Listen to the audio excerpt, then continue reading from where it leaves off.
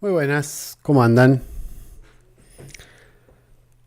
Tal como lo hemos dicho en otras oportunidades, eh, quien esté realmente en el despacho Oval no debería importarnos demasiado a estas alturas.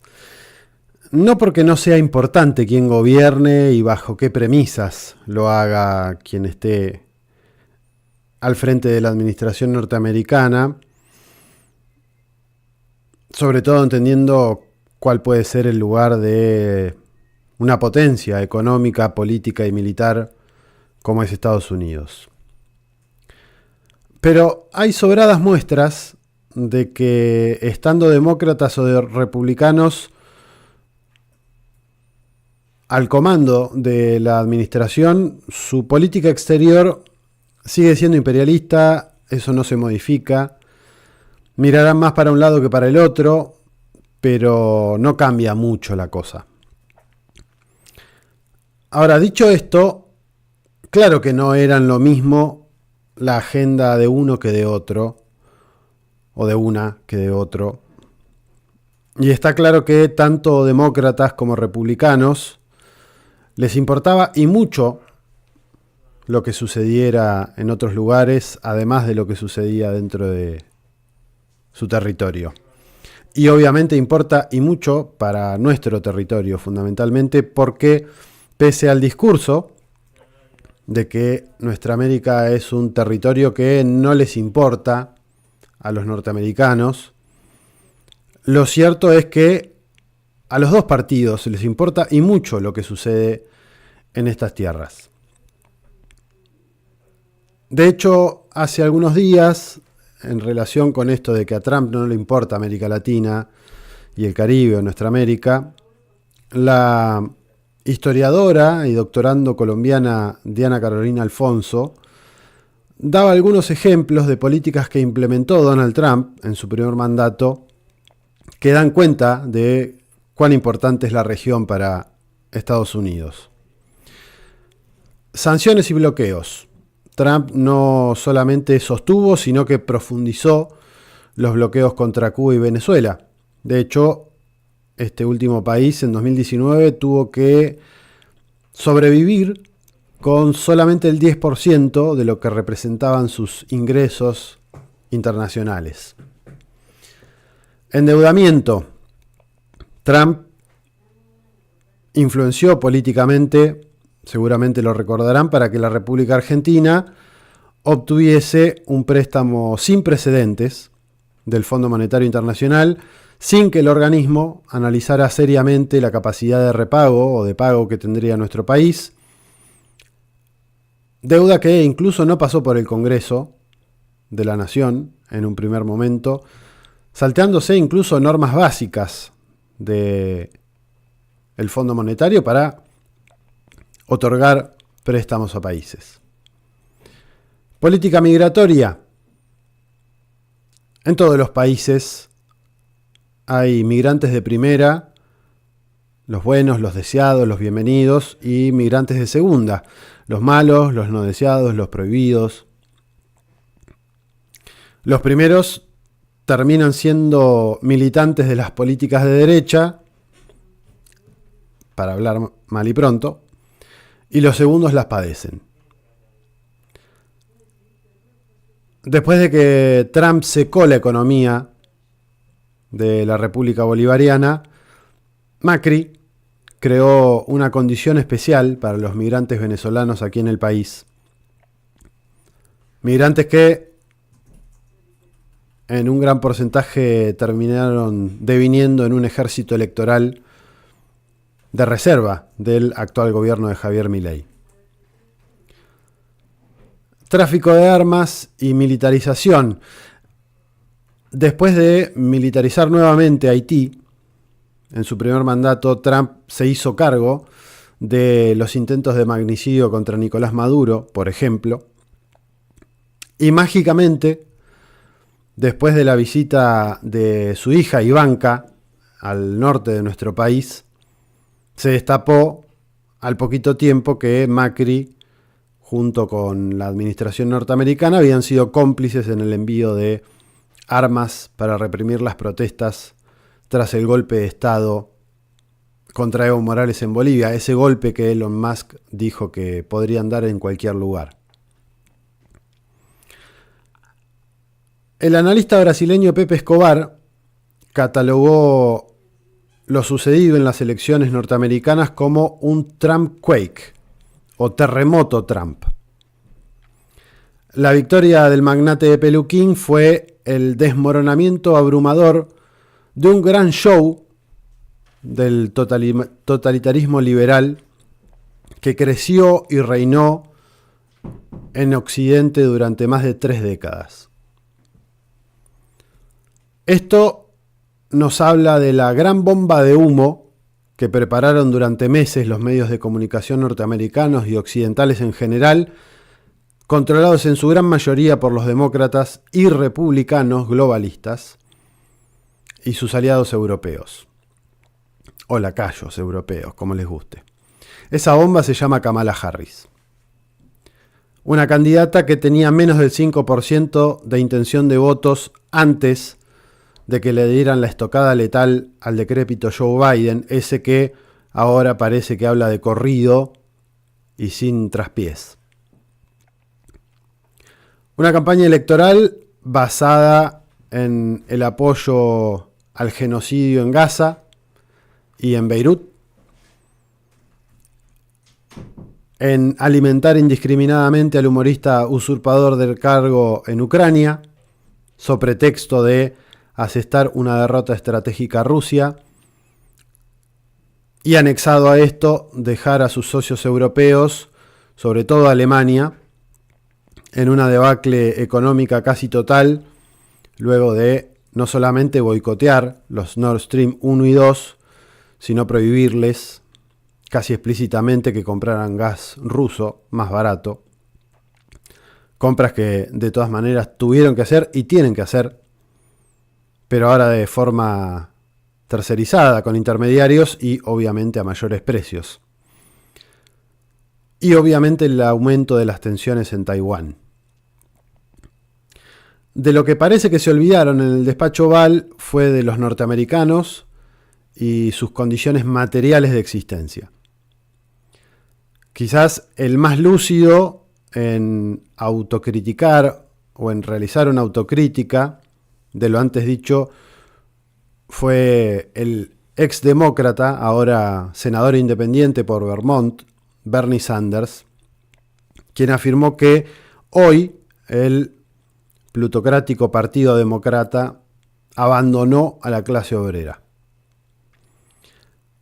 Ya las viejas tradiciones bipartidistas norteamericanas parecen haberse trastocado y el mapa electoral se reconfiguró luego de la irrupción de Donald Trump en la política norteamericana, algo de lo que ya hemos hablado y que ya nos ha advertido hace varios meses el director de Red Voltaire, Thierry Meyssan.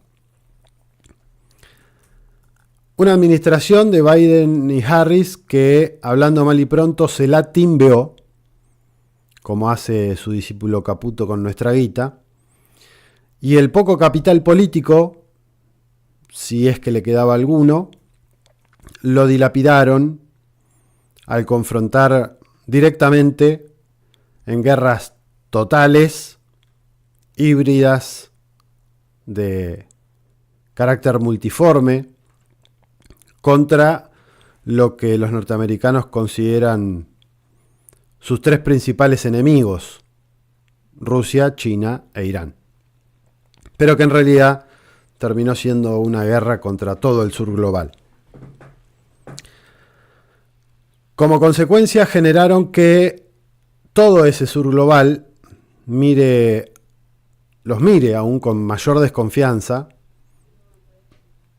que la alianza entre chinos y rusos se fortaleciera, que se sumara a ese tándem la República Islámica de Irán y todo el eje de la resistencia del Asia Occidental y obviamente la República Popular Democrática de Corea. Generaron que el BRICS no solamente creciera, sino que efectivamente esté trabajando aceleradamente en desengancharse del dólar, fundamentalmente norteamericano, utilizado como arma militar, al menos en las últimas administraciones, y obviamente también del sistema de pagos dominante en todo el occidente, en todo el mundo en realidad, el SWIFT, y que estén trabajando en alternativas. Es por demás sabido, y aquí nos metemos un poquito en lo interno de Estados Unidos, que el tejido social norteamericano está quebrado desde hace bastante tiempo, al igual que su economía, aunque intenten disimularlo con la maquinita de impresión de billetes de cara de Washington. Solo basta mirar la infinidad de videos de zombies del fentanilo caminando por las calles del país, leer algunas de las tantas noticias que nos llegan sobre asesinatos policiales contra latinos o afrodescendientes, o ver la inmensa cantidad de personas que viven en las calles. Algunos ejemplos de que ese cuentito del tío Sam se desmoronó a pasos agigantados, sobre todo en las últimas décadas. Solo a modo de ejemplo, Kamala Harris no logró superar el porcentaje de votos de Joe Biden en 2020 en ninguno de los estados de los Estados Unidos. Un hecho que va a quedar marcado seguramente en la historia de ese país. Y si de números se trata, la victoria de Trump no se debió al crecimiento de la cantidad de votos del republicano. De hecho, sacó más o menos la misma cantidad que en la elección que perdió, de hecho. Al momento de escribir estas líneas, se podría decir que el mandatario sacó poco más de 40.000 votos extra a los que había sacado en 2020, a diferencia de lo que pasó en sus contrincantes con los demócratas. Un abrumador desplome de los votos, pasando de 81 millones, poco más de 81 millones en 2020 con Joe Biden, a apenas más de 70 millones de votos en la actualidad con Kamala Harris. 10 millones de votos menos.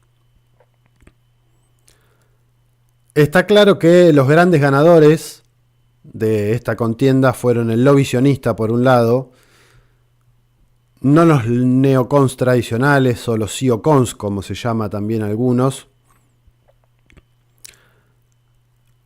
por lo cual habrá que ver también cómo va a lidiar la nueva administración con la guerra entre Israel y el eje de la resistencia.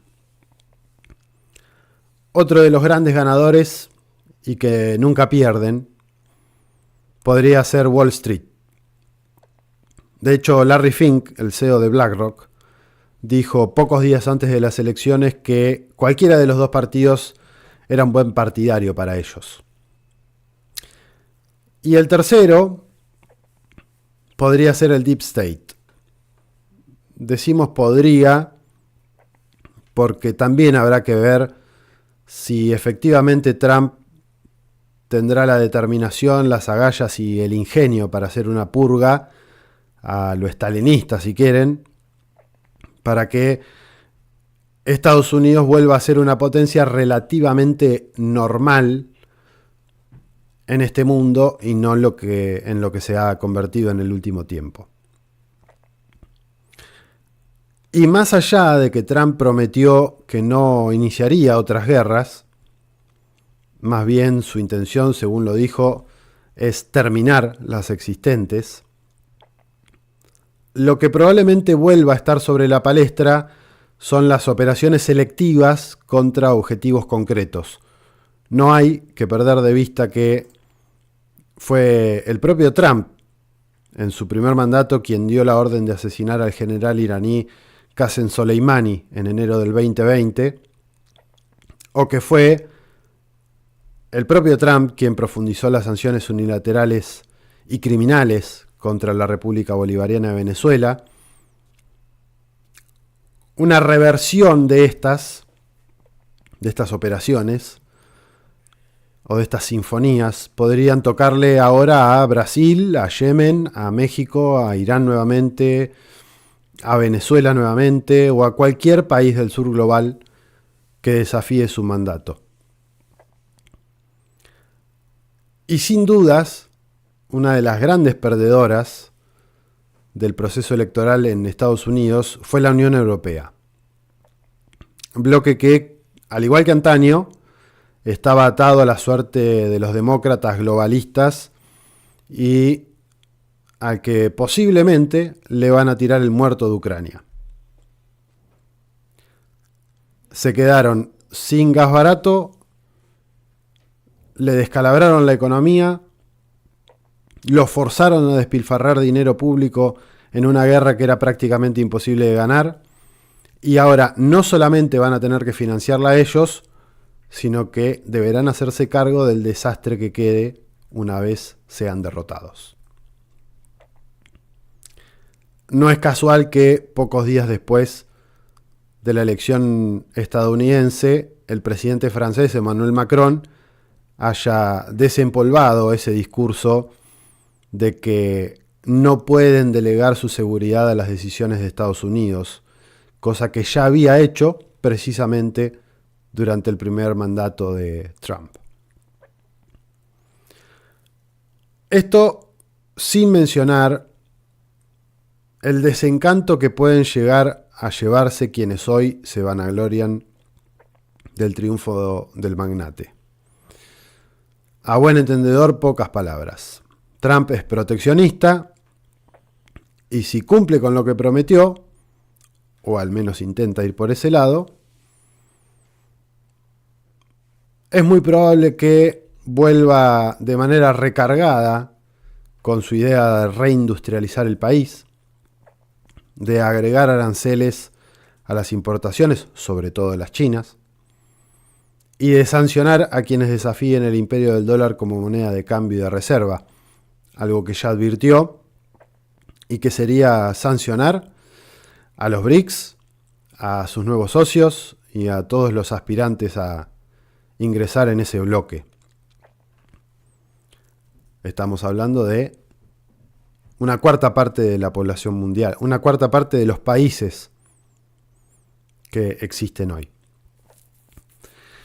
Muchas de estas promesas son de difícil cumplimiento, sin lugar a dudas, no solo por la enorme dependencia de la economía norteamericana de las importaciones chinas, sino sobre todo en materia tecnológica y de defensa, sino porque además, como decíamos, sancionar a quienes no usen el dólar es sancionar a al menos 50 países que podrían llegar a estar en ese bloque.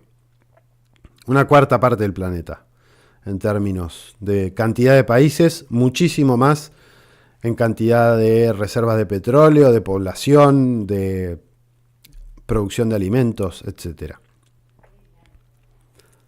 Al menos a priori, no parece una política inteligente, dado que el efecto podría ser absolutamente lo opuesto, a no ser que haya sido un bluff, un poco de humo para la tribuna. De todas formas, habrá que ver, o hay que ver, cómo transcurren estos meses hasta la toma de posesión de Trump. No hay que perder de vista que, en teoría, tuvo 3 intentos de magnicidio durante la campaña. Si efectivamente está determinado a avanzar en lo que prometió, habrá que ver cómo y con quién lo implementa y ver si realmente lo dejan.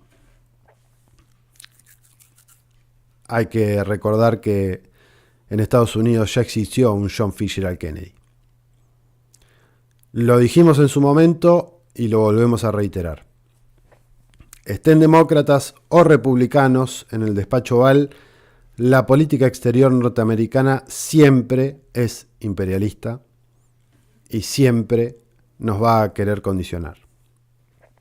El problema para Trump es que desde su primer mandato hasta hoy el mundo cambió.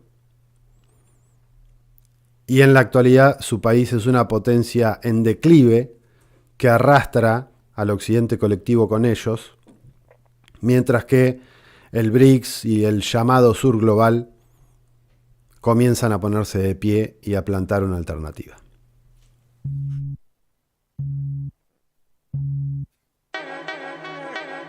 A paso de hombres ciclos anuncian ciclones e ideas como capas tectónicas se sobreponen en la gran aldea. Pase y vea contradicciones, volverse una usina de héroes y heroínas de la prole. Ahí va Tupac Amaru dándole guerra infinita al sacro rey de España, aun siendo educado por jesuitas, por las mismas mañas libertarias que un tal Miranda le encargó a Bolívar, nacidas de logias en Bretaña. Vea, así de extrañas esta tierra de glaciares y ritos chamanes, ambientando selvas tropicales entre los caimanes, donde hombres se hacen inmortales en la muerte como Allende o en la vida como Chávez, mandando al carajo a los planes de quien nos trajo miserias y muerte en nombre de la paz y del trabajo. Vea usted delante la larga marcha de gigantes que alzando la voz evidenció el desfile de elefantes tras tu espalda, aunque la amarga espada del tirano les traiga miseria muerta a las manos como a Belgrano.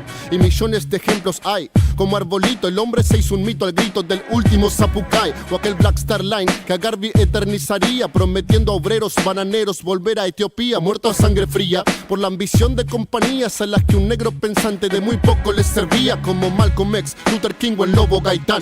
De Juana Zurduya la comuna de Manu Beltrán, donde andarán las que hacen de la lucha todo un arte, como Eva Duarte. Adelante, marcha de gigantes.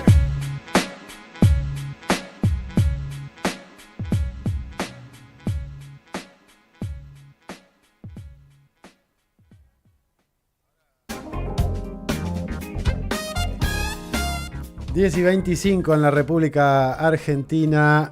Comenzamos un nuevo programa de Marcha de Gigantes desde los estudios Emilia Oscamay Tacuri, aquí en Comunidad Ferroviaria. No está ni Miranda ni Delphi. No soy Miranda. No, ni Delphi. Buen día, Nicolás San Pedro. Está el comodín. Vamos a tener que ponerle ese apodo. Mati Marchi alias el comodín. Alias el comodín. Estamos acá porque esta semana ha dejado mucho cansancio por unas partes, y también, bueno, Miranda que está de viaje, así que estamos acá presentes no en la producción, sino acompañando la mañana de Marcha Gigantes. Así es. Y a todos quienes están del otro lado, de todas maneras vamos a tratar de ampliar un poco más la información a lo que sucedió en Estados Unidos, si bien es importante, como lo habrán visto en todos los medios de comunicación, habidos y por haber, y como lo hemos señalado en distintas oportunidades antes de que sucedieran las elecciones.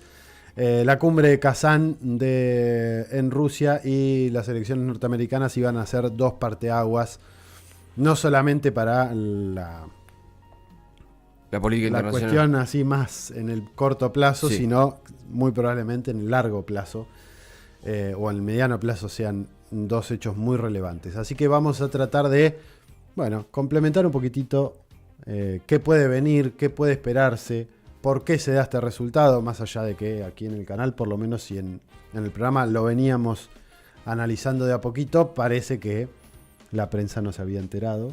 Sí, también es interesante pensar cómo toda la prensa se vuelca en las elecciones de Estados Unidos y arman grillas especiales completos para cubrir cómo mueve el mundo las elecciones de Estados Unidos, aunque bien lo decías vos, y retomo un poco la editorial, y algunos analistas lo decían estos días, de cómo no cambia mucho quién esté en el Salón Oval, porque por lo menos para adentro de Estados Unidos meramente, porque bueno, después la política doméstica de Estados Unidos se maneja por otros ámbitos. Uh-huh.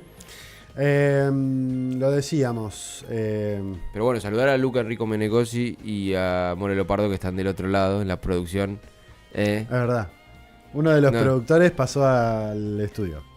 Pero que tenemos producción del otro lado y está Luca ahí en los controles para que todo este programa salga lo más bonito posible. No te olvides de dónde venís, me susurran del otro lado.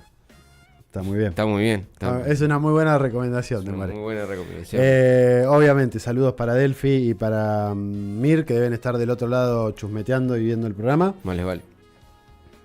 ¿Qué? Que estén escuchando del otro lado. Está bien. Más les vale que estén escuchando. Que no nos abandonen. Bueno, saludos a la gente que ya se está sumando al chat del canal de YouTube. De paso les recordamos que se pueden suscribir, Sí. activar la campanita y darle me gusta para que el algoritmo nos ayude a llegar cada vez a más gente y a que el mensaje, por lo menos que construimos aquí en Marcha de Gigantes y en Radio Trinchera, llegue un poco más y quienes están del otro lado tengan alguna variante más de escucha, de información para entender qué es lo que pasa en este mundo. Dicho esto, como suele suceder, vamos a arrancar escuchando algo de música para después meternos en alguno de los temas de análisis que hemos traído para compartirles, porque no solamente hubo elecciones en Estados Unidos, más allá de que fueron un hecho importantísimo de repercusión global, pero no deja de haber vida más allá de lo que sucedió en Estados Unidos. Recordarles que hoy tenemos sorteo de Roots, de los queridos amigos de Roots, así que en www.revistatrinchera.com/comunidad pueden formar parte de nuestra comunidad Trinchera, o si no en el QR que va a aparecer, y ahí van a poder con su aporte mensual ser parte de esta comunidad y acceder a los sorteos como el de Roots del día de hoy, y si no también todo lo que es los descuentos en diferentes locales de La Plata, Misiones, Capital. Nos expandimos mucho.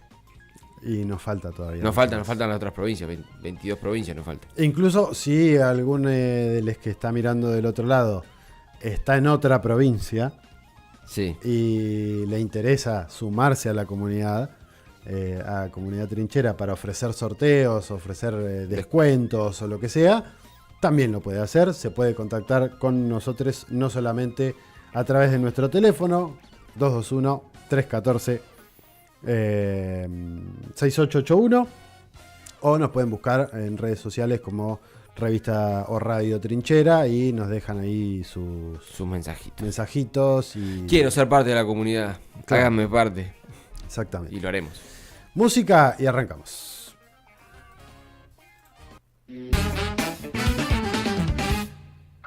Diez y 35 en la República Argentina. Nos metemos obviamente con repercusiones de lo que fueron las elecciones en Estados Unidos. Decíamos en la editorial que una de las grandes perdedoras fue la Unión Europea.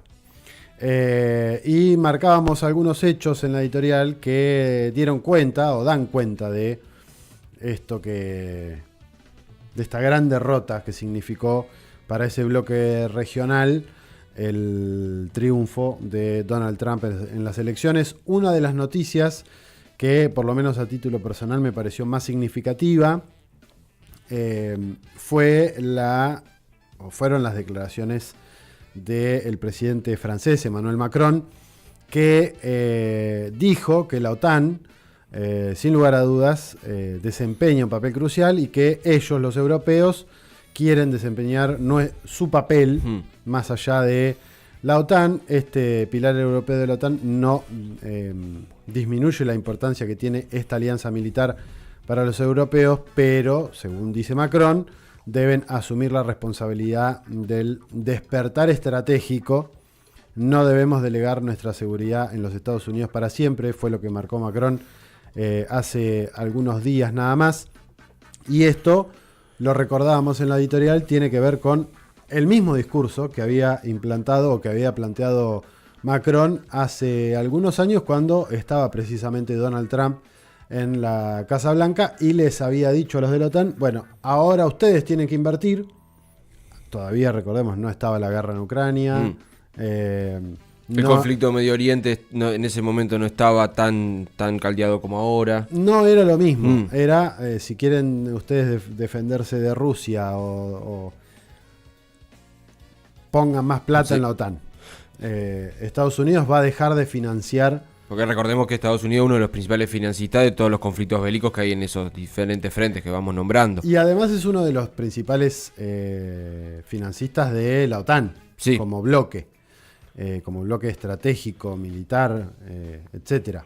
Y el otro gran perdedor, si se quiere, dentro de la Unión Europea, sin lugar a dudas, es Alemania.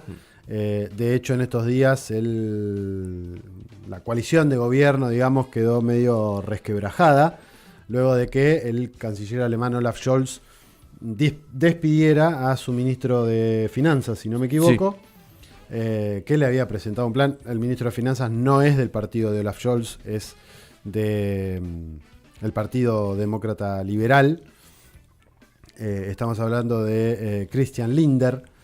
Lindner, sí. Lindner, que le había presentado un proyecto de cómo recortar gastos a Scholz. Scholz no negociaba que se siguiera financiando Ucrania. Porque se escapaba dentro de la Constitución de Alemania, que no permite a los presupuestos del Poder Ejecutivo pasarse de cierto déficit a la hora de 0,35. 0,35. Sí, igual que Estados Unidos. 0,35, entonces al presentar un proyecto que se pasaba ese déficit, era como nosotros no podemos hacer esto, y también hay una respuesta siempre del pueblo cuando el Estado gasta más de lo que tiene presupuestado. Uh-huh.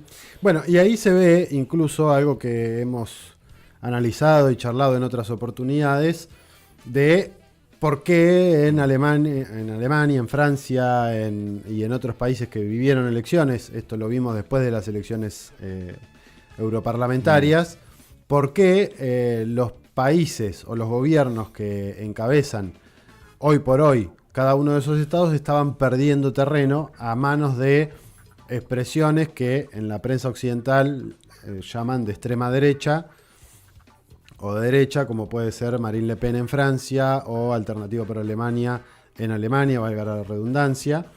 Expresiones que una de las grandes cosas con las que se han diferenciado tenía que ver con dejar de financiar la guerra en Ucrania, limitar la migración de países no europeos hacia Europa, un gran problema para los europeos, el de la migración, que ahora además tienen el aditivo de que habrá que ver, pero Trump, por lo menos por lo que parece, por lo que dijo, va a resolver en 10 minutos y con un llamado la guerra en Ucrania. Sí, también sucede justamente que tanto Francia y Alemania, que son los dos países que más alertan tras el triunfo de Trump, son los que principalmente financian, los principales de la Unión Europea que financian la guerra con Ucrania, luego de Estados Unidos, y también Alemania en ese sentido, con lo que le ha significado la guerra de Ucrania a Rusia, porque es Rusia cerrándole la canilla, y este gobierno ha sido muy anti-Rusia, podríamos decir, también ha bancado en términos de elecciones a Kamala, y el resultado de Trump y estos dichos que de esta campaña de finalizar la guerra, por lo menos Ucrania-Rusia, prende las alarmas en la Unión Europea. Sí, de hecho no fueron los únicos, digamos, más allá de que en su gran mayoría muchos mandatarios lo llamaron a Trump, lo felicitaron, hablaron con el presidente electo, que va a asumir el 20 de enero. De acá al 20 de enero puede pasar una infinidad de cosas. Bueno, ya por un poco también lo traías en la editorial, lo veíamos en estos videos, de la seguridad que hay en la casa de Trump en estos días. Se ha desplegado una especie de subcomando para resguardar al próximo presidente de los Estados Unidos. Sí, bueno, de hecho uno de los que también habló y manifestó su esperanza en lo que puede llegar a devenir en este segundo mandato de Trump fue el presidente húngaro Viktor Orbán, que no solamente lo felicitó, sino que dijo que con Trump venía el momento de paz para el continente. Esto para el continente y para el mundo. Esto supongo que por las abiertas manifestaciones de Trump de no querer seguir financiando la guerra. De hecho, también quien habló fue el ministro de Relaciones Exteriores y de Comercio húngaro, Péter Szijjártó, que dijo que la Unión Europea va a perder mucho o podría perder mucho en el futuro si no consigue convertirse en una integración europea auténtica y completa. Esto también haciendo lugar a muchos reclamos de la subordinación europea respecto a Estados Unidos. Y una de las cosas que además en el discurso particular de Hungría de no aislarse, no cerrarse solamente a lo que pasa en Europa y a lo que le pueda decir Estados Unidos que tiene que hacer, sino de tratar de tener una política inteligente. También medio como que el discurso de Macron termina acomodándose con el de Víctor Orbán, Sí.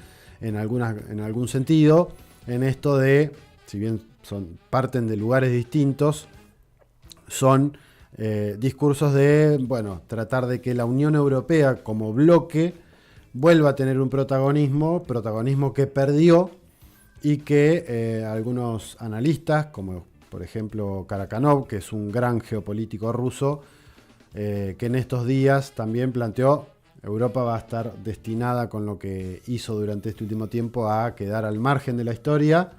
Trump quizá con Estados Unidos, en Estados Unidos vuelva a acomodar los melones para que sea una potencia normal que tenga que discutir de par a par con China y con Rusia hoy por hoy,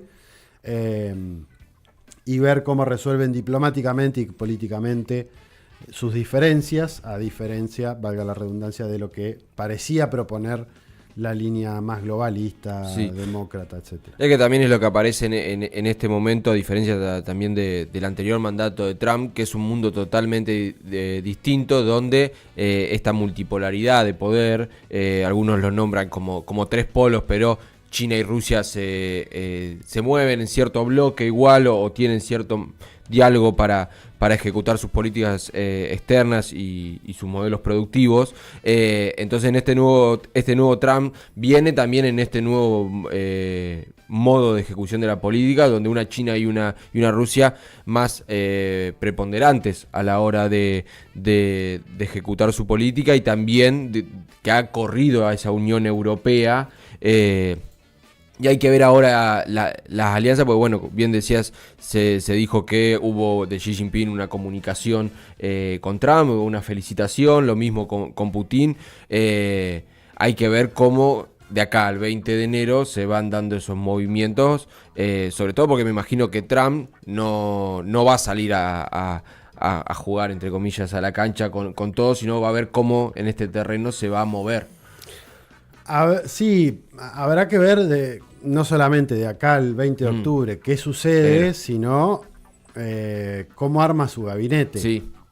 Uno de los nombres que volvió a sonar y a picar en punta, que podría llegar a ir a defensa o a el Pentágono, es Mike Pompeo, que ya estuvo en la administración norteamericana durante el gobierno de Trump, fue jefe de la CIA, también estuvo en el Pentágono.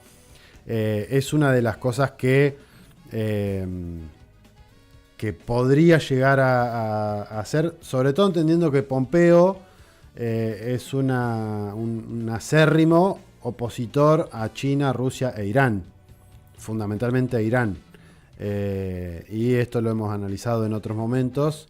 Las estructuras de gobierno de los republicanos y de los demócratas en Estados Unidos están atravesadas en su gran mayoría por el interés del lobby sionista. Sí.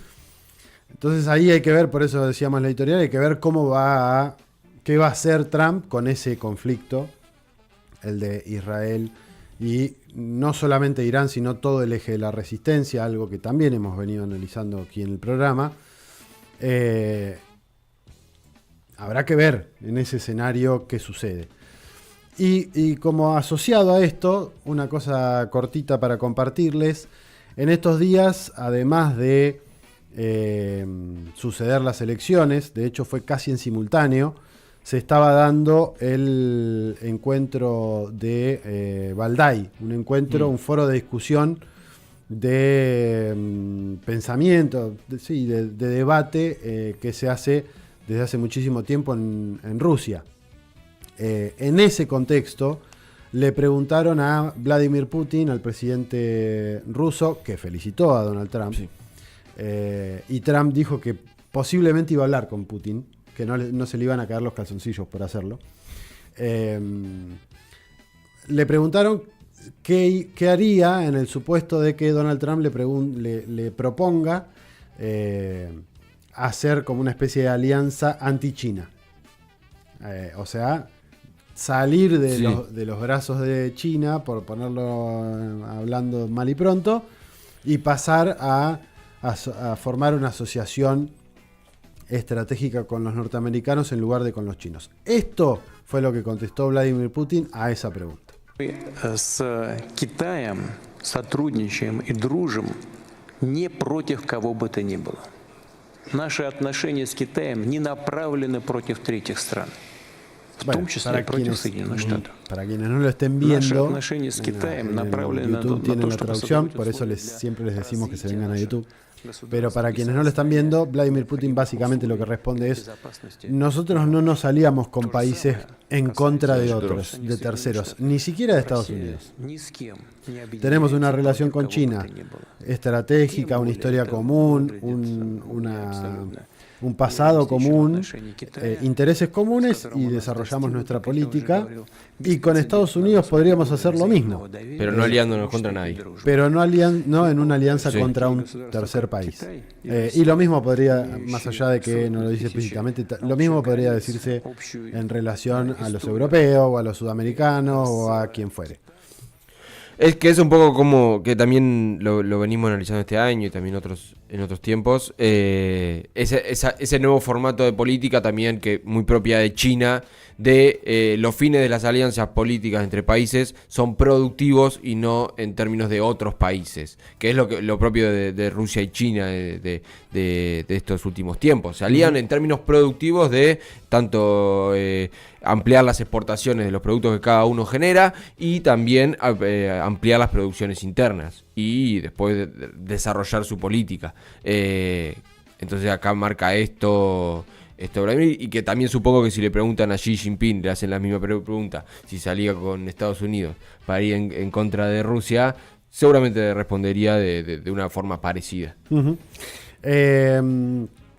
Dicho esto, un pequeño pincelazo de algunas cosas que podrían llegar a suceder o que podrían devenir en Europa luego de la elección de Donald Trump, porque aquí también hay que diferenciar. Las implicancias para Europa no van a ser las mismas implicancias que para América Latina. En América Latina muy probablemente pueda recrudecerse la presión, sobre todo sobre aquellos países que no son aliados a los norteamericanos. Y acá hablamos de Cuba, hablamos de Venezuela, hablamos de Nicaragua. Podríamos hablar o incluir a Bolivia, si se quiere, en ese y cuarteto. con todo, recomendamos también, estuvimos hablando en la semana de Bolivia, andando en las campanas, hay una entrevista ahí colgada, pero con todo el conflicto e inestabilidad política que está metiendo, es un país que tranquilamente Estados Unidos puede incidir fácilmente. Y abuelo, ¿cómo es? A río revuelto, ganancia de pescadores, dice el dicho. En un contexto como este, imaginémonos que si durante el gobierno de Evo, con las cosas un poco más calmas y más alineadas, ahí era muy claro derecha contra el MAS, o sectores conservadores, reaccionarios contra el MAS y PSP, que conducía Evo Morales. Si en ese contexto le pudieron hacer un golpe a Evo, en este contexto mucho más revuelto, donde incluso hay diferencias entre Evo y Arce, está un poco más complicada la cosa, bastante más complicada. Así que habrá que ver también cómo juega en ese contexto, incluso cómo juegan Rusia y China en ese contexto. Sobre todo en la alianza con Venezuela, durante toda esta semana después del triunfo de Trump. No del triunfo de Trump, sino después, post encuentro de Kazán de los BRICS. Venezuela tuvo reuniones con infinidad de países del BRICS, firmando acuerdos, alianzas estratégicas con Rusia, con la India, con otros varios países, mejorando sus capacidades de negociación y demás, y demostrando que hay todo un cúmulo de países que lo respalda y que lo apoya. Lo mismo pasó con Cuba, miembro de los BRICS. Hay que ver cómo van a jugar esas cuestiones y cómo se va a negociar en ese marco, cómo van a negociar los norteamericanos con los chinos, con los rusos, con los iraníes, si es que negocian o no. Quien tenga certezas de qué puede llegar a suceder cuando asuma Donald Trump está mintiendo, muy probablemente. Y el que lo sepa y no esté mintiendo es porque tiene muy buena información de lo que puede llegar a pasar. Hay que ir viendo en qué va avanzando. Dicho esto, nos extendimos un montonazo, así que vamos a escuchar algo de música para relajar un poquito, despejar un poquito la cabeza. A la vuelta seguimos con más. Recuerden www.revistatrinchera.com/comunidad. Se suscriben, ahí en ese QR también lo pueden hacer y participan de todos los sorteos, más de 30 sorteos que tenemos a lo largo de la semana, del mes en realidad. Y por una módica suma pueden participar de hoy, por ejemplo, el sorteo de una pizza. Y un litro de cerveza de Roots. cooperativa de comida Roots. Así es. Así que ya saben. 11:02 en la República Argentina. Les recordamos que pueden suscribirse ahí recién no estaba puesto. ¿Por qué lo sacó? ¿Por qué lo sacaste? Estaba el QR ahí puesto, lo desapareciste de un momento a otro. Magia de la edición. Sí. La magia del cine. Bueno, ahí se pueden suscribir. Ahí se deben suscribir. Y participar por los más de 30 sorteos que tenemos durante la programación de todo el mes aquí en Radio Trinchera. Bien, nos metemos un poco con algunas noticias de estos últimos días, por fuera también de lo que es elecciones de Estados Unidos, que se ha comido un poco la agenda, pero en el mientras tanto, y más decir, el día previo, y conocimos el 5 de noviembre más la noticia, el primer ministro de Israel, estamos hablando de Benjamín Netanyahu, ha de despedir a su ministro de Defensa, Yoav Gallant. Informó el día lunes la oficina del mandatario, quienes los dos ya venían de ciertos roces en el último tiempo, informaba Netanyahu, de ciertas miradas contrapuestas, sobre todo lo principal que es abordar los diferentes frentes de guerra que tiene Israel, no solamente con el pueblo palestino, sino con Irán y ahí en todo lo que es Medio Oriente. Pero lo que dijo Netanyahu es: en los últimos meses esa confianza se resquebrajó. Hice muchos intentos para salvar estas diferencias, pero siguieron ampliándose. También llegaron a la opinión pública de forma inaceptable y, lo que es peor, llegaron al enemigo. Nuestros enemigos lo disfrutaron y se beneficiaron mucho de ello. Hizo llegar desde la oficina de Netanyahu estas palabras, sobre todo, y tuvo una repercusión en el pueblo israelí, que se volcó a las calles a favor del ministro de Defensa, de Yoav Gallant. No solamente se vio al pueblo ondeando banderas de Israel, también, sino algunas personas de las Fuerzas Armadas israelí en defensa del ministro expulsado, y quien ya asume luego de esto como ministro de Defensa de Israel es Israel Katz, que ya anunció algunos delineamientos que va a tener en su tarea como ministro de Defensa. Trabajaremos juntos para hacer avanzar el sistema de seguridad hacia la victoria contra nuestros enemigos y lograr los objetivos de la guerra. El regreso de todos los rehenes como la misión de valor más importante y la destrucción de Hamas en Gaza, es que dijo apenas asumió como ministro de Defensa Israel Katz, que veremos cómo se desarrolla su lugar, y también si siguen las repercusiones, porque no cesaron en esta semana las movilizaciones a favor del ex ministro de Defensa. De hecho, hay que recordar una pequeña postilla en relación con esto. Hay que recordar que Bibi Netanyahu está siendo criticado dentro de Israel por muchos sectores, y que también hay que recordar que el gobierno israelí es una coalición de la que forma parte Netanyahu con su partido, y Yoav Gallant con otro, es parte de otro partido. Las diferencias entre Netanyahu y Gallant no son de ahora, como bien decía Mati, y esto se da un día antes de la elección de los Estados Unidos.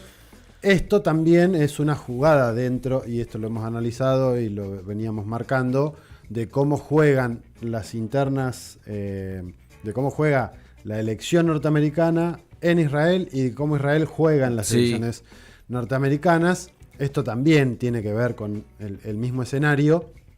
Me parece importante marcarlo porque no es casual que justo en ese momento, sobre todo entendiendo que Yoav Gallant eran mucho más afín a los demócratas. De hecho, en algún momento se había vaticinado que podían llegar a hacerle un juicio político a Netanyahu, sacarlo y que asuma Golán como primer ministro de ese país.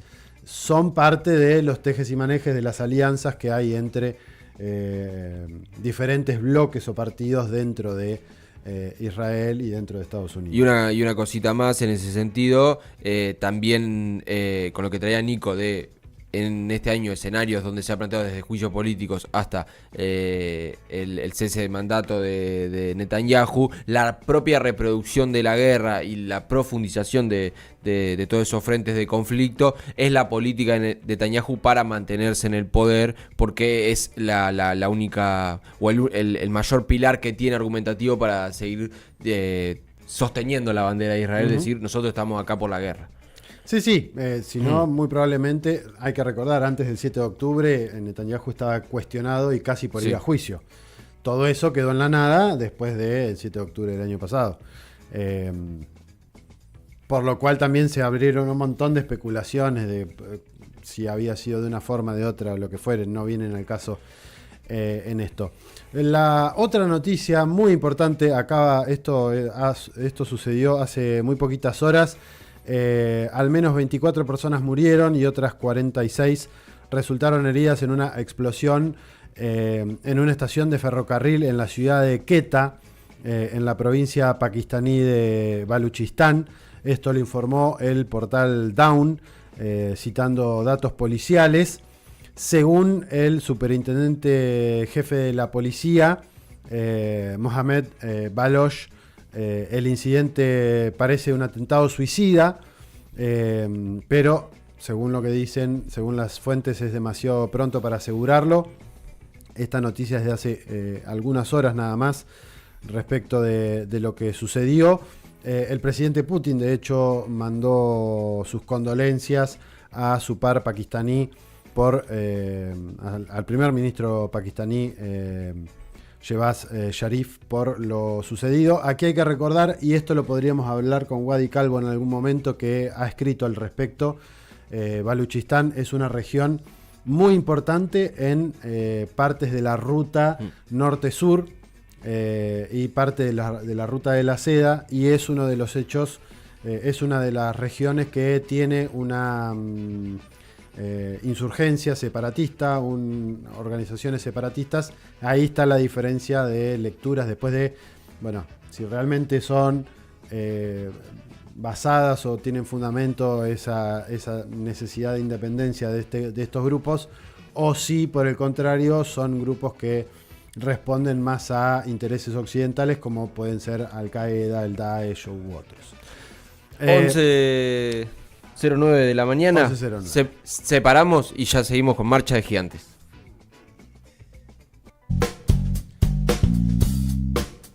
11:10 en la República Argentina. Nos metemos en el próximo tema. Así es, porque ya estamos en comunicación con Dino Pacani, académico de la Facultad de Comunicación de la Universidad de Chile, para hablar en torno a que se cumplen 5 años de aquellos levantamientos en el país hermano, donde se empezó a vislumbrar o ver una transformación en el país, y para hablar de ello estamos en comunicación con Dino.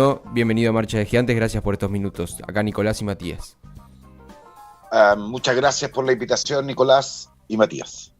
Bien, Dino, para comenzar un poco, bueno, son 5 años de los levantamientos en Chile.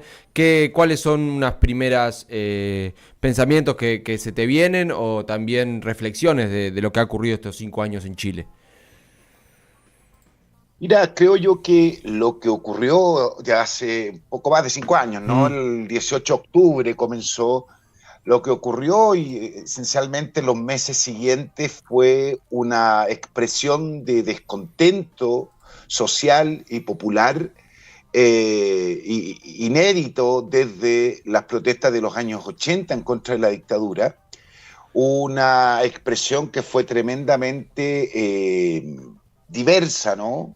Con participación a través de cabildos, con creación, mucha música, obras de teatro, comparsa, carnaval, con reivindicaciones muy claras en torno a, por ejemplo, en torno al tema de las pensiones en Chile, del sistema el sistema de salud, el sistema educativo, toda la herencia de la dictadura y que posteriormente se fue en algunos casos perfeccionando o humanizando un poco más, ¿no? Este neoliberalismo que se implantó en Chile durante el gobierno, durante la dictadura, ¿no? A principios de los 80. Y también hubo pillaje y violencia. Voy a hacer una separación ahí, ¿no? Hubo pillaje y eso tiene que ver con grupos delincuenciales en los cuales aprovecharon esta movilización y este caos, ¿no? Este descontrol para robar supermercados, es decir, estas grandes tiendas, pero también para robarle al vecino, ¿no? Para robar el almacén, para robarle. Por eso estoy hablando de delincuentes. Y también una violencia en donde hubo una respuesta estatal, una respuesta del Estado y en particular de la Fuerza de Carabineros, que fue generando una respuesta también, esencialmente en la juventud, en donde se produjo ahí unas violaciones reiteradas a los derechos humanos, ¿no? Sin embargo, en 5 años, lo que ha hecho la prensa oficial o la prensa hegemónica o la prensa predominante, lo que ha hecho es reducir el estallido, reducirlo al pillaje, ¿no? Tampoco lo ha reducido solo a la violencia, porque si lo reduce a la violencia, entonces tiene que hablar de Carabineros, pero no habla de Carabineros, protege a Carabineros, ¿no? Hay en torno a 500 personas en las cuales tuvieron daños oculares un poco elegante para decir personas que quedaron sin un ojo. Y eso fueron unas políticas sistemáticas. Hubo 35 muertos, hubo violaciones, hubo vejaciones, hubo detenciones ilegales. Sin embargo, nada de eso se ha investigado, ¿no? Hay algunos casos muy puntuales, pero hay otros en los cuales no se han investigado. No ha habido avance en la justicia. Pareciera ser que hay una suerte de acuerdo tácito entre el sistema judicial, las policías y el Estado para que no avancen esas violaciones a los derechos humanos. Danilo, ¿qué tal? Nicolás, te saluda, un gusto. Hola, Nicolás. A ver, ¿cómo podrías, después de, no solamente porque esas irrupciones populares en 2019 fueron de alguna manera la resultante para que hoy Gabriel Boric sea presidente de Chile, también fueron el intento de un cambio constitucional, un cambio de constitución que, por lo menos aquí algo de culpa o algo de responsabilidad también tiene Boric de que no se haya aprobado. ¿Cómo categorizarías o cómo evaluarías el gobierno de Boric en estos 4 años, además de lo que ya has venido remarcando, de esta especie de complicidad con sectores del poder real que hacen que muchas de las injusticias cometidas durante esas jornadas sigan impunes? Claro, yo separaría, ¿no? Una es que el rechazo al proyecto constitucional, yo creo que ahí, si bien hay una responsabilidad del gobierno y de su coalición, hay una responsabilidad de toda la izquierda, ¿no? De no haber sabido explicar en qué consistía ese proyecto, en haber tenido, yo comparto la crítica en torno a haber hecho una suerte de lista de supermercado, ¿no? En torno a poner determinadas ideas que no tenían ninguna bajada, ¿no? Los animales son seres sintientes, ¿qué es eso? ¿No? ¿Cómo merece estar eso dentro de una constitución? Yo creo que todo eso permitió que la prensa hiciera ciertas caricaturas de este proyecto constitucional que tenía muchas virtudes indudablemente, pero que se perdió producto de la acción de la prensa oficial, de la élite de las derechas que trabajó y lo boicoteó, mintió de manera descarada, pero también yo creo que toda la izquierda debe hacerse una autocrítica en torno a el proyecto elaborado. Ahora, en cuanto a la segunda parte de la pregunta, yo diría que es un gobierno en el cual no no recibe, no recibió el mandato ni las reivindicaciones que surgieron en octubre, ¿no? En algún minuto aparece dentro del discurso, pero yo diría que está más preocupado de generar consensos con la derecha que buscar consensos con la sociedad civil, con un pueblo más movilizado, con las organizaciones sociales, que son quienes encarnan estas reivindicaciones en pensiones, en salud, en educación, el fortalecimiento de la educación pública, por ejemplo, ¿no? No ha habido un peso más para la educación pública de lo que había en los gobiernos anteriores, ¿no? Y eso, sin ninguna duda, es que hay una administración, en el marco de un Estado neoliberal, hay una administración de ese Estado que no se ha notado el sello con el cual debería haber llegado el gobierno y de alguna manera es con ese sello, ¿no? Con esa propuesta es como ganó las elecciones.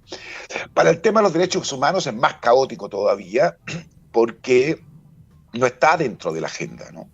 No está dentro de la agenda. El tema de los derechos humanos yo diría que no tiene una vocería, ¿no? La defensa de las personas que fueron violentadas en sus derechos humanos en el marco del estallido social, no hay vocerías hoy día, ¿no? No está dentro de las prioridades de la coalición de gobierno, no está dentro del gobierno y se reduce a grupos de familiares y amigos que tienen un poco impacto, no mucha justeza en lo que están reclamando, pero tienen un poco impacto mediático. Entonces, lo que tenemos es que será un 1% aproximadamente de juicios que han avanzado. Tenemos de juicio a los violaciones a los derechos humanos. Voy a dar solamente dos nombres de dos casos íconos, ¿no? El de Gustavo Gatica. Recién empezó la semana pasada el juicio en contra del carabinero que lo dejó ciego. De Moisés Órdenes, a quien 13 carabineros lo agredieron en una plaza de Ñuñoa. Quedó sin un ojo y con múltiples daños en su físico. Todavía no empieza el juicio.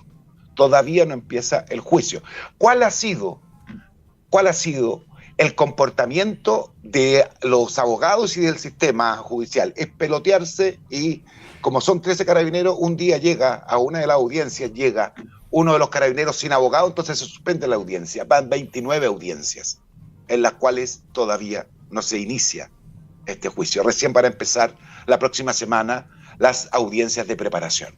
5 años, en donde varios de estos hechos delictivos de carabineros, en la violencia del Estado, va a quedar en la impunidad porque se van sobreseyendo, ¿no? Dino, muchas gracias por estos minutos con Radio Trinchera, con Marcha de Gigantes. Te agradecemos y te mandamos un saludo. Muchas gracias a ustedes, un abrazo y muchas gracias por invitarme. Que tengan buen día. Igualmente.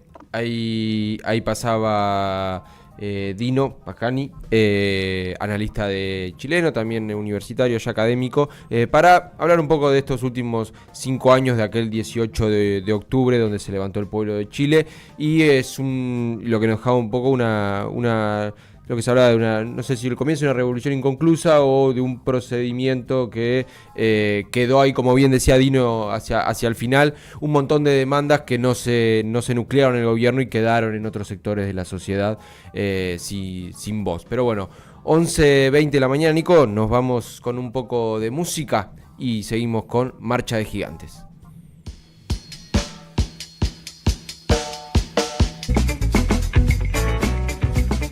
Once 24 pasaditas en la República Argentina, 221-314-6881, el teléfono de la radio. Nos pueden escribir y dejar sus mensajitos en ese número. También recordarles que pueden suscribirse no solamente al canal de YouTube del multimedio Trinchera, sí, para poder estar atentos y atentes a lo que vaya sucediendo. También pueden ponerle me gusta, activar la campanita y demás cuestiones para ayudarnos a que el algoritmo de esta red social nos muestre un poquito más, tengamos un poquito más de llegada para que más gente, más personas, más compañeros, más compañeras sepan de lo que se trata este multimedio y puedan tener una voz nueva, una voz distinta, una voz diferente, donde tratamos de hacer nuestro aporte a la comunicación y a pensar qué es lo que sucede no solamente en el mundo, sino aquí en la República Argentina, en nuestra ciudad y demás. Dicho esto, algunas noticias breves nuevamente en relación a distintas cosas que han venido sucediendo. Algo que tiene que ver con el efecto Trump. Una de las cosas que durante muchísimo tiempo estuvimos abordando, no de manera directa, es que tanto los demócratas como los republicanos tienen intereses distintos en cómo gestionar fundamentalmente la economía a nivel global. Si bien los demócratas tienen mucha más vinculación quizá con el sector tecnológico, o con algunos sectores tecnológicos, léase el famoso buscador o la famosa empresa que produce placas de video para las computadoras, o de ese sector, o de cuestiones más dedicadas a las finanzas o a la financiarización de las economías. Las políticas de Donald Trump siempre se han caracterizado, o desde su primer mandato, de ser más orientadas a industrias tradicionales, sí, de los fierros. Los fierros, claro, el petróleo, bla, bla, bla, bla, bla. Bueno, pero un detalle es que una de las cosas que había dicho Trump en campaña es que se iba a generar como una especie de bolsa de bitcoins, claro, para fortalecer las reservas norteamericanas o bla, bla, bla. Acá hay que recordar que uno de los mayores tenedores de esta moneda o criptomoneda es BlackRock. BlackRock tiene como un 20% de los bitcoins que hay a nivel mundial, si no me equivoco. Podemos buscar mejor la cifra concretamente, pero es uno de los grandes tenedores de esta moneda digital o esta criptomoneda. Esta semana esa moneda particular, y por consiguiente casi todas las criptomonedas que son como emergentes, llámese Ethereum o cualquiera de las otras, tuvieron una alza significativa, sobre todo Bitcoin, que sobrepasó los $77.000 cada Bitcoin. El detalle que esto, entre comillas, las bolsas de Bitcoin operan las 24 horas al día, a diferencia de otras monedas, como sea el dólar, que tiene cuando la apertura de los mercados, de los bancos. De 10 a 17, 18, claro, dependiendo. El Bitcoin se está circulando las 24 horas del día, y la misma noche del 5, ante la posibilidad del triunfo de Trump, que ya se avisoraba, ya ahí empezó el aumento de la moneda. Y como bien decía Nico, fue uno de los materiales de campaña de Trump. Lo hablábamos en la semana también, el ir hacia el voto CryptoBro, ir a ese circuito. También de otra de las banderas que se agarró Trump en este tiempo, que es la de Ross Ulbricht, un hombre de este movimiento de las criptomonedas, que fue detenido en Estados Unidos porque dentro de su plataforma donde circulaban criptomonedas también circulaban intercambio de drogas y otros insumos. Entonces, por haber sucedido dentro de su plataforma, fue preso, y Trump viene haciendo campaña, y una de las cosas que va a hacer, indultarlo, por ejemplo. Entonces también es en este circuito donde se mueve el triunfo de Trump. Uh-huh. Sí, y si bien esto que dice Mati es real, que casi a las 5 de la mañana, hora estadounidense, el Bitcoin, cuando ya más o menos se sabía que podía ganar Trump, empezó a subir de manera acelerada. Luego en la semana bajó un poquito, pero a medida que fueron pasando los días empezó a subir, y se estima que esta criptomoneda subió más de un 9% desde, hoy es 9, en 4 días. Es una bestialidad la cantidad de dinero, y esto, por lo menos en el mundo de las finanzas, también cuando suceden este tipo de cosas, que mucha gente se vuelca a las criptomonedas, también quiere decir que otro tipo de activos financieros, como pueden ser los bonos, las acciones o las letras del tesoro, lo que fuere, empiezan se nota medio como ese equilibrio, a veces, no siempre, pero como, bueno, pierden peso o pierden valor las agendas, las acciones, por ejemplo, de, no sé, YPF, y crece muchísimo el Bitcoin. Bueno, eso es porque hay un movimiento de sale guita de un lado, entra otro. Claro. Eso es muchas veces el mercado financiero global. Entonces es un tema importante. Precisamente, y acá lo tendríamos que mirar con mucho ojo, sobre todo porque la idea del gobierno nacional, al igual que venía haciendo en los Estados Unidos con los demócratas, es medio como que las finanzas pasen, o la pata financiera pase a tener un peso mucho más importante que la pata productiva, empresas y demás. Sí. Por eso también vemos que políticas de Estado, como el incentivo a las pymes, el incentivo a los créditos y demás, merma en comparación con esto de abrir la economía, pero a lo financiero, a que puedas timbiar o puedas entrar al mercado financiero, vos individuo, y no sé, comprar activos, vender activos, esto, lo otro, comprar Bitcoin, vender Que Bitcoin. es toda la economía especulativa, al final de cuentas, de cómo se mueven los mercados, que en el llano, lo que se dice, el ciudadano de piel, más allá que puede participar de alguna manera, quien las ejecutan y las mueven y generan luego los picos y bajas, son los grandes grupos económicos que tienen un caudal grande para mover esa economía. Sí, está más que claro. A ver, los mercados minoristas, Sí.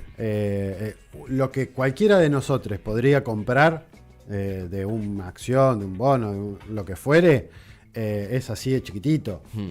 Son, no sé, comprás 2 bitcoins. comprás una acción de YPF, debe estar, no sé cuánto está, hoy debe estar como 30.000 pesos la acción de YPF. 33.000. 33.600. Hoy compras una acción de YPF y ese es tu ahorro. Comprar una acción de YPF. Bueno, tengamos en cuenta que Viene en baja. BlackRock y demás, qué sé yo, bla, bla, bla, compran de a millones de dólares, Sí. no de pesos, de dólares. Compran en cantidad de acciones de estas o de muchas otras empresas.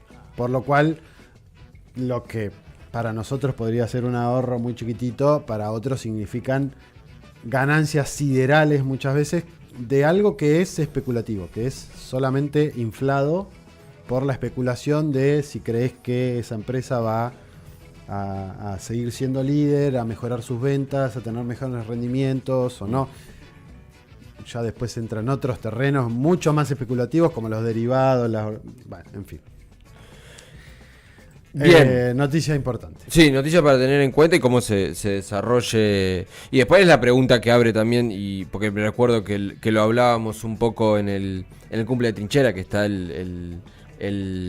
toda la charla con cargada en el YouTube, de si en algún momento los estados, o sea, algunos ya lo están pensando, de la regulación o la legislación que se hace sobre estas monedas, que es esto, como decíamos hoy, operan las 24 horas, no tienen un banco central que las regularice, y sucede por más allá de los estados en el terreno digital. O sea, ¿los estados van a discutir y regular y legislar sobre eso o no? Esa es también la gran discusión que abre todo esto de las criptomonedas. Pero hablábamos un poco de Chile, pero más de hace 5 años y este proceso, pero el 28 de octubre pasado hubo elecciones de alcaldía en el país vecino, lo que sorprendió al gobierno de Boric, en esto que venimos hablando, ya que el partido opositor, lo que dicen la derecha de allá, suman 36 nuevas alcaldías dentro de las diferentes alcaldías que hay en Chile. Estamos hablando de que completa con 121 alcaldes, mientras que la coalición oficialista Contigo Chile pierde 40 y se queda con 110, y luego en tercer lugar algunas intendencias que no tienen una afiliación directa con algún partido político o coalición queda con 104 alcaldías. En ese sentido, las repercusiones de esto trae cambios ministeriales dentro del gobierno de Boric, que le vienen como insistiendo hace tiempo, donde obviamente la ejecución de la política no va en un rumbo acertado y cambios, pero bueno, estas elecciones trae el corrimiento el pedido de renuncia y renuncia posterior de 5 mandatarios chilenos.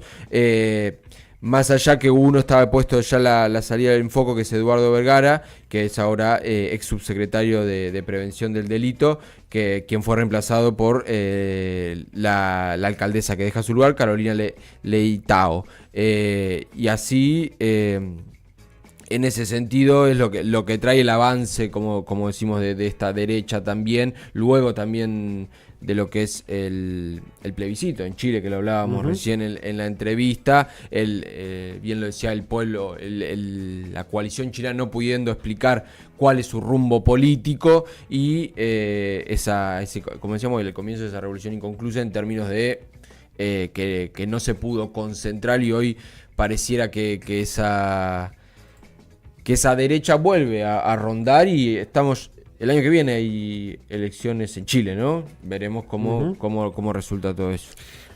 Una noticia más, esta es fresquita.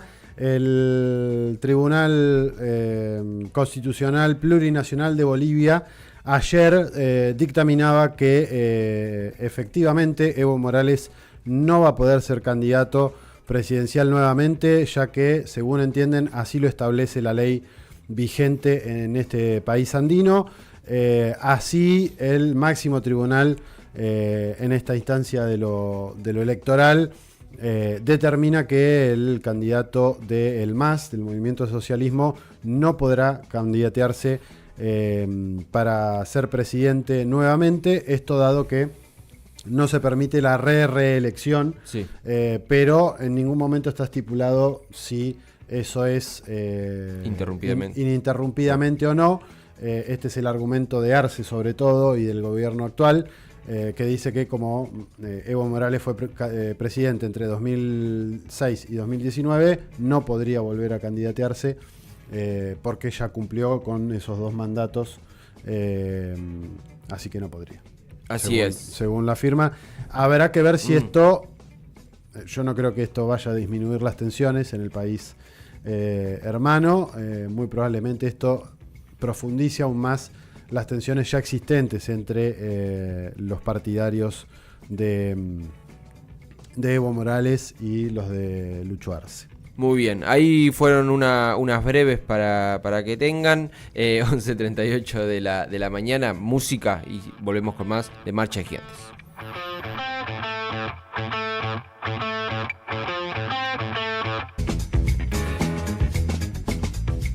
11:42 minutitos pasadas en la República Argentina. Recuerden, en breve hacemos sorteo de pizza y cerveza de Roots. Así que quienes no estén suscriptos... ¿Qué pasó? ¿No qué? ¿Pizzería Popular tenemos hoy? Hoy tenemos Pizzería Popular. Hoy tenemos Pizzería Popular. Todo el día que iba a Roots y era Pizzería Popular. Pues ya saben, acá en Marcha tenemos los dos. Así que la semana que viene toca Roots y hoy es Pizzería Popular. Bueno. Suscríbanse y los dos pueden participar y capaz hoy tienen resuelta la cena. Entonces va a ser pizza solamente. Pizzería Popular. Pizzería. También muy rica la pizza. Muy rica. Y las empanadas son buenísimas también, las recomiendo. Son muy buenas las empanadas de Pizzería Popular. Bueno. ¿Con qué nos íbamos a meter ahora? ¿Con qué nos íbamos a meter? Un poco de algunas imágenes que estuvieron sucediendo en estos días en Ámsterdam. Ahí va, ahí está. En Ámsterdam, en el partido que estuvo sucediendo entre un equipo israelí y un equipo holandés. El Ajax. Yo cero. El Ajax era, ¿o no? Sí. Y el Maccabi Haifa. Maccabi Haifa. De Tel Aviv. No, que más allá del partido y el resultado, no nos íbamos a meter puntualmente en eso, pero se estuvieron dando unas imágenes en las calles de Ámsterdam, ahí ya las estamos viendo, donde algunos fanáticos del equipo israelí caminaban desplegando banderas de Palestina que estaban colgando en la ciudad de Ámsterdam. O sea, en una ciudad donde están de visitantes. Y a raíz de esto se empezaron a vivir ciertos focos de conflicto dentro de la ciudad, donde los ciudadanos holandeses atacaron a los ciudadanos israelíes, podríamos decir. Y también dentro de la cancha ya había un momento de malestar, porque mientras se pedía, por ejemplo, 1 minuto de silencio por lo de Valencia, las inundaciones que estuvieron ocurriendo en esto hace una semana, el equipo israelí seguía, la hinchada israelí seguía alentando a su equipo, no contribuyendo mucho al minuto de silencio. Uh-huh. Entonces se vivieron estas imágenes que estamos viendo en pantalla, donde ya después algunos empiezan a enunciar que lo acontecido es antisemita, y empieza todo un tratado narrativo sobre lo que sucedió. Claramente esto, si lo ven, si lo vieron en redes sociales o lo vieron en los medios de comunicación, el abordaje mediático y la gran mayoría de lo que circula en redes sociales es los simpatizantes o hinchas del equipo israelí fueron agredidos por organizaciones pro-palestinas, sí, en todo Ámsterdam. Hablan de pogromo, hablan de, o sea, porque además también, y se utiliza la palabra pogromo así como a la ligera, que el significado de la palabra es el linchamiento, específicamente por ser judíos, multitudinario de muchos contra algún judío en particular. Y acá me parece que, y esto lo he charlado con compañeros de trabajo que me mandaban toda la información esta, y me mandaban todos los videitos y tweets y qué sé yo, y la pregunta es, ¿y todo esto anterior no genera esa consecuencia? Y a ver, acá la frase hecha es: la violencia genera violencia. Y la frase hecha es, esto no busca justificar que sucedan esas cosas. Intenta tratar de entender por qué, si fomentás con determinados actos tuyos hechos violentos o hechos de odio contra un tercero, en este caso lo que veíamos de robar las banderas palestinas, de tener enfrentamientos previo al partido con personas que se manifestaban pro-Palestina, si eso se da, ¿cómo pretender que después no haya una respuesta a eso? Y esto más en términos de la narrativa y de la discursiva que salió en todos los medios de comunicación, incluso citando al primer ministro Benjamín Netanyahu, que dijo que habían sido como actos terroristas y ponía a disposición todo el aparato del Estado para repatriar a esos israelíes que se habían ido hacia Holanda a ver a su equipo de fútbol. Incluso también se mencionaba que agentes del Mossad eran la seguridad del equipo israelí. Si vos sos partícipe y actor necesario y fundamental de un genocidio en el que ya van más de 40.000 ciudadanos y ciudadanas, sobre todo mujeres y niños israelíes muertos,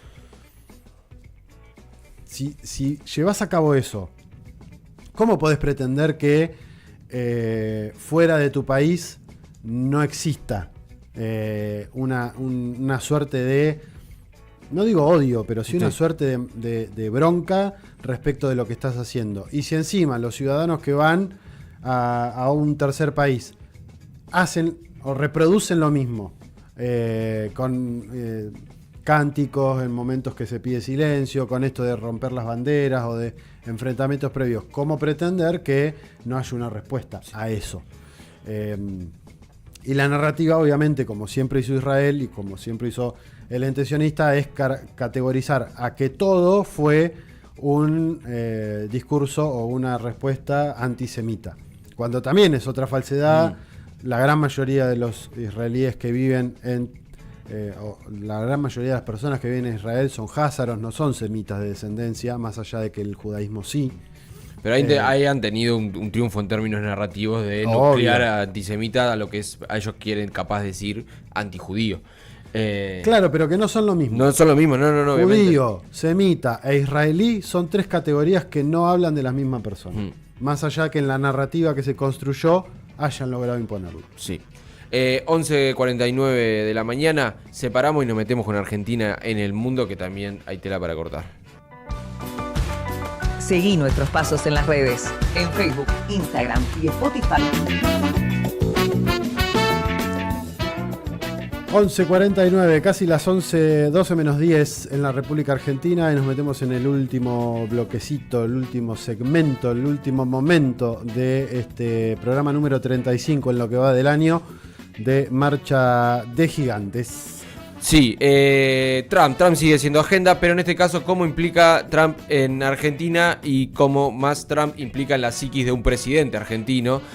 Porque minutos luego del triunfo, sabemos que Milei empieza a intentar a comunicar, más allá de felicitarlo en Twitter y toda la cuestión, empieza a intentar comunicarse con el presidente para mandarle sus saludos, sus felicitaciones, sus congratulations, pero la comunicación no existió, no atendieron el teléfono, luego de casi 24 horas de no suceder la comunicación. Milei, no sé si ya lo tenemos, el videíto, no. Me dicen que no del otro lado. Milei sube un video a sus redes, hablando de la cámara con un plano cenital medio desde arriba, también mandándole las congratulations al presidente para buscar alguna respuesta. Recordemos que Milei de alguna manera venía haciendo campaña por Trump, no solamente, no por tal vez un transversal ideológico que tengan los mandatarios, también por la necesidad la creencia del presidente argentino de que con el triunfo de Donald Trump vendrían rediscusiones con el Fondo Monetario Internacional, sobre todo para el desembolso de una parte de esa deuda a la Argentina para sostener o poder mantener el gobierno cierta estabilidad económica. Pero tenemos el video que subía Javier Milei para mandarle un saludo al electo presidente Trump. Felicito al presidente electo Donald Trump por la gran victoria en las elecciones celebradas en el día de ayer. Usted sabe que puede contar con la Argentina para hacer grande a los Estados Unidos nuevamente. Y nosotros sabemos que podemos contar con usted para hacer Argentina grande nuevamente. Le deseo el mayor de los éxitos y bendiciones. ¡Viva la libertad, carajo! Bien, a raíz de este video que tampoco hubo respuesta, como decíamos, el presidente de Argentina decide viajar a Estados Unidos el próximo 14 y 15 de noviembre, que se va a estar realizando la Unión de Conservadora Estadounidense. Ya tenía previsto viajar para la Asunción, que es el 20 de enero, pero en este caso tiene una reunión prevista ya con Trump, que se venía planificando desde febrero de esos videos que tuvimos que coincidieron también en Estados Unidos. Así que veremos cómo avanza esta relación, y también lo que más sorprende, y hablábamos estos días, es la diferencia en términos programáticos, ideológicos de los dos presidentes, que igual por parte de Javier Milei crea un fanatismo.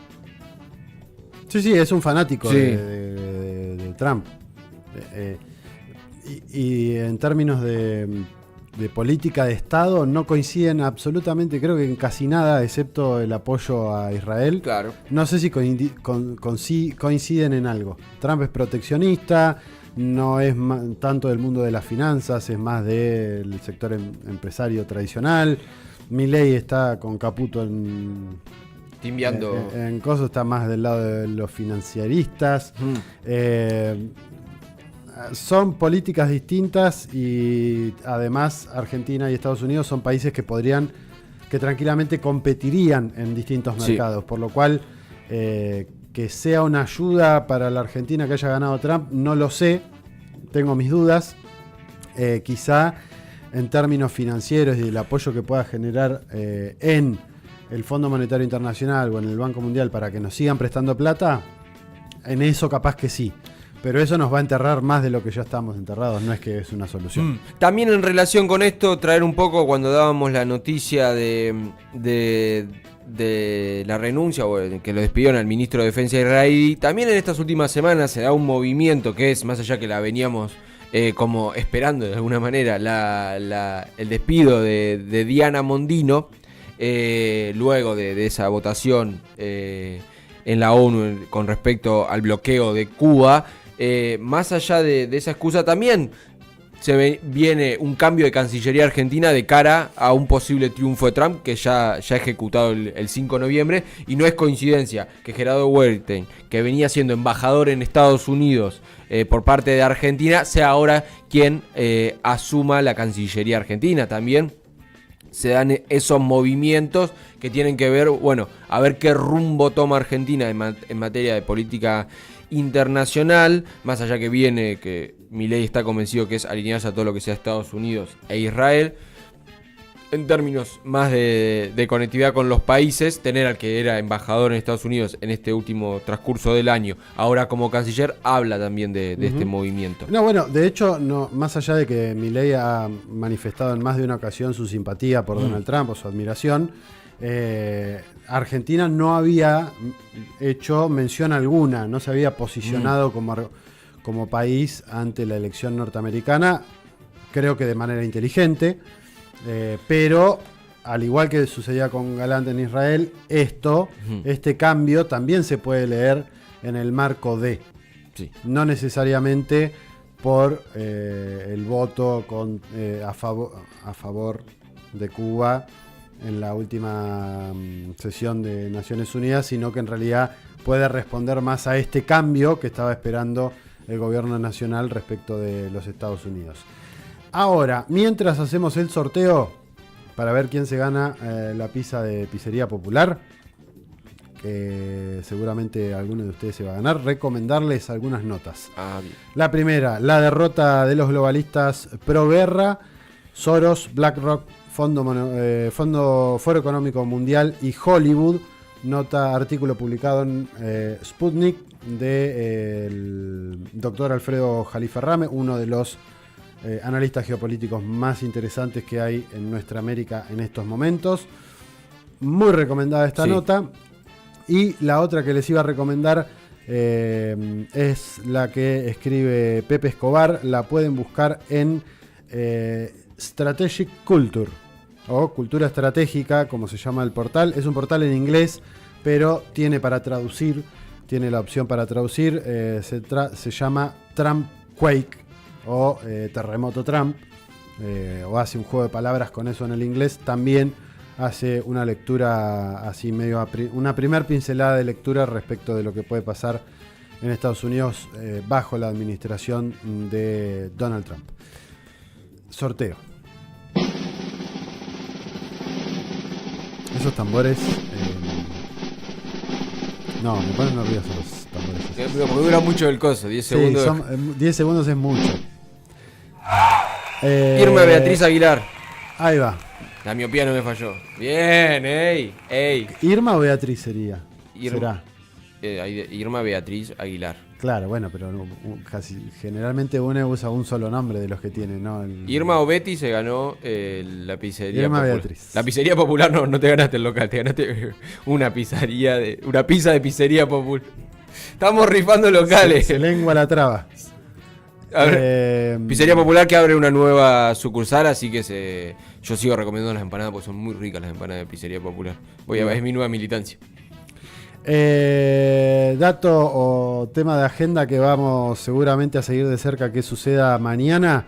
Está por comenzar la nueva edición de la Semana de Líderes de las Economías del Foro de Cooperación Asia-Pacífico, APEC por sus siglas, que va a suceder el 15 y 16 de este mes. Esto va a suceder en Perú. Por eso Perú también habilitó que entraran marines norteamericanos para cuidar y se quedan la después cuestión. cuando termine.